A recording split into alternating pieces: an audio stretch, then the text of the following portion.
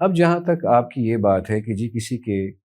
دو سے ایک سے زیادہ بیویاں ہیں یا زیادہ ورثاء ہیں،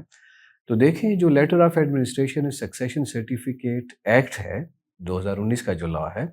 اس کا دیباچہ جو پریمبل ہے، اگر آپ اس کو ملاحظہ فرمائیں تو اس میں یہ لکھا ہوا ہے کہ in order to curb the fraudulent means. اب یہ اس لیے کہ اگر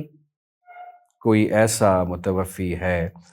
کہ جس کی ورثاء باقی ورثاء کو مینشن نہیں کرتے، ظاہر نہیں کرتے، تو اس کے لیے by virtue of this act کیا ہوا کہ جو سی آر سی ہے، child registration certificate, family registration certificate, اور پھر نادرا میں بایو میٹرک ویریفیکیشن، یہ اسی چیز کو مد نظر رکھ کر انہوں نے یہ کیا ہے. اب اگر ہم نادرا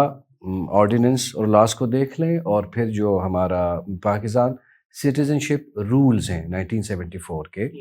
اس کے حوالے سے اگر کوئی بندہ ہے پاکستانی سٹیزن ہے اور اس نے پاکستان سے باہر رہ کے کوئی شادی کی ہے، تو اس کے لیے یہ ہے کہ جیسے ہی بچے پیدا ہوں گے ود ان 1 month، اگر نہیں ہو سکتا ود ان 4 month، اگر نہیں ہو سکتا ود ان 6 months، اگر نہیں ہو سکتا ود ان 1 year، اسی ملک میں پاکستانی کاؤنسلیٹ، اور اگر اس ملک میں پاکستانی کاؤنسلیٹ نہیں ہے تو اس ملک کے ساتھ جو نیبرنگ،